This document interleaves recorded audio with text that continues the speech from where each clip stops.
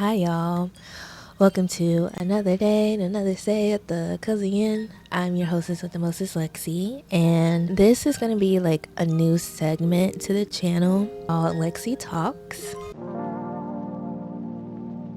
This is going to be like the first episode of this, so that means that obviously the more I do this, the better the quality will be.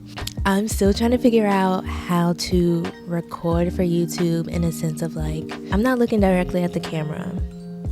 I'm looking at myself.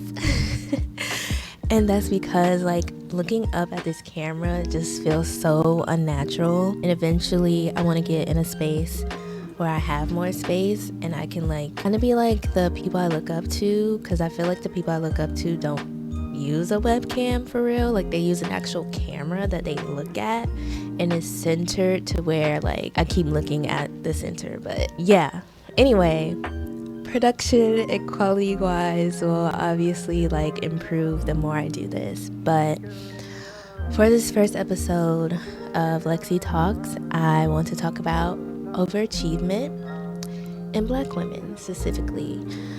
Because I was at work today and I work as a school psychologist. It's my 4th year as a nationally certified school psychologist. And I did some self-reflection, which is something that I do. I have always been self-aware. I feel like I'm too self-aware sometimes, and that's the issue. So me self-reflecting on things is not new. It's something I literally do almost at like every waking moment. But I was spending time like doing my work and stuff, catching up on the podcasts that I watch, and I was also thinking about how I have always been an overachiever since I was a child, and now I've gotten to the point where I'm completely burnt out and I no longer want to overachieve. I feel like because the work that I do as a school psychologist, in the most simplest terms I can say about being a school psych, is that like you are considered the gatekeeper to special education services. So in order for a child to receive special education services, they more than likely have to come through me, and that is something that is heavy. Just thinking about the stigma that is still placed on special education. It's not like how it was when I was younger, and how, you know, if you are around my age or even older, where kids aren't placed in a room by themselves and others. The idea is that the education environment is more inclusive, and that a special education certified teacher comes into the room to help the kids with whatever goal they need to reach. With that, there's a lot of work that goes into being a school psychologist, and unless you are in this field, or at least in a similar field like a social worker or a school counselor, people don't understand all the ins and outs, and they place these expectations on you that you wouldn't necessarily meet per se, just because the word psychologist is like a heavy title, right? So everyone kind of looks to you as you are the expert of everything, and I will be one of the first ones to admit that I do not know everything, and I will not pretend like I know everything. When I was younger, that was something that I would not have admitted. I always felt like I needed to be a know-it-all. I needed to be competent. I needed to be seen as competent, and I think that played into my need to be an overachiever. And we can kind of bring it into the root of all evil, which is white supremacy.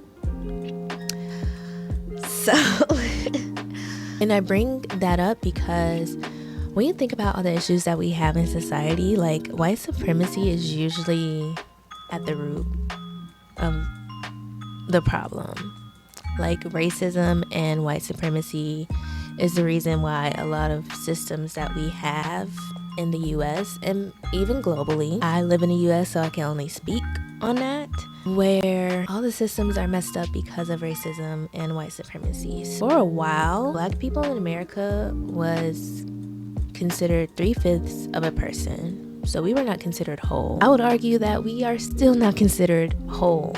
So when it comes to how we as Black people in America, or Black women specifically, because I can only speak about myself and what I identify as, we were taught that like we have to do 2 times more than our white and non-black counterparts. And I think that's something that when that is instilled in you as a kid, actually it can go different ways. You can either hold yourself to that standard of like, yeah, I'm going to do 2 to 10 times more to show that I'm worthy, or you could rebel against it and be like, I don't care. I can be mediocre and black, because if white and non-black people can be mediocre and still achieve all these different things, why can't I, right? So with that being said, I obviously went the route of I'm gonna go above and beyond in every single thing that I do, because I want to be perceived as capable and competent. And with that, I feel like I've sacrificed my childhood, my teenhood, my early adulthood, and I've now reached the point where I'll be 29 next month. And I no longer know what I want in life. I had a plan. I may not have like an exact timeline of when these things were gonna happen, but like I knew I wanted to do this at this age, and I want to do this. And now, because I'm still in my Saturn return, which may end when I turn 30 next year. I don't remember. I think it's like 3 years. It definitely started when I was 27, where I was like, ooh, I don't think this is actually where I need to be career-wise. It's hard being someone who is an overachiever and is perceived as such to now be in a space where I'm tired and I don't want to achieve. I don't want to achieve. But with that, because I have overachieved things for so long, that is now an expectation, specifically in my workplace, because now I'm getting in trouble for forgetting deadlines, forgetting like different things, and obviously that's impacting me negatively, not just professionally but personally too. I juggle between 2 schools because as a school psychologist, nationally we are in a critical shortage, so we have to split our time within school. It's kind of hard to keep up with the caseload that comes with the job. Unless you are in this role, or again a similar role like a school social worker, itinerant positions, I'll say. Unless you are in an itinerant position, like people might hear you when they say like, you know, I have more than one school, which means I have to split my time and resources and responsibilities between 2 or more schools. So I'm not gonna be 100% at this school and be 100% at this school. But maybe conceptually they'll get that, but in practice and in reality, they still want you to be 100% at their school, because that's all they care about is their school. Again, I have reached a point where I'm burnt out, I'm unsatisfied with my career choice, and I'm paying for it. I'm definitely paying for it in a not so good way. Now, I have ADHD. I have major depressive disorder, and I have generalized anxiety disorder. Yay! And I was late diagnosed at the age of 28.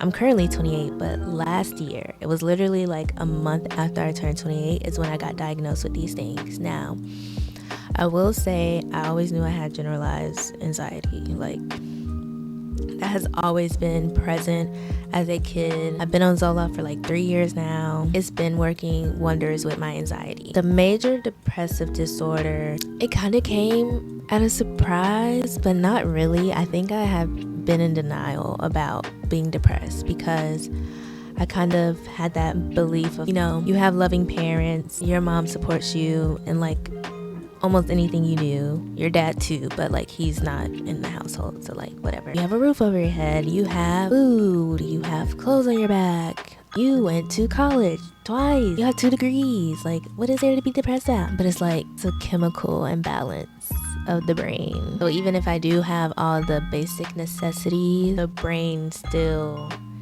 isn't braining the way that a typical brain should. The ADHD surprised me in the sense of when I thought about it, because again, I'm a self-reflector.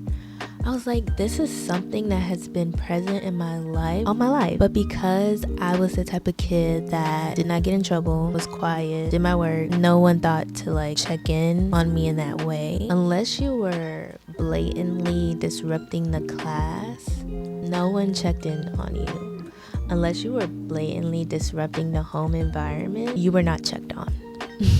And we already have such an underrepresentation of girls being diagnosed with ADHD and autism, and now we're gonna add the race factor into it of how Black girls are also underrepresented within the underrepresentation of girls with ADHD and autism. Being diagnosed with that, and now being 4 years into my career and seeing how my diagnoses are actually impacting me in a negative way, to where now people feel like they need to micromanage me to make sure I get things done. Like, it doesn't feel good. It doesn't feel good as someone who considered herself an overachiever. And I think other people can relate to that. I think other Black women can relate to that. I think other Black people can relate to that. I think non-Black people can relate to that.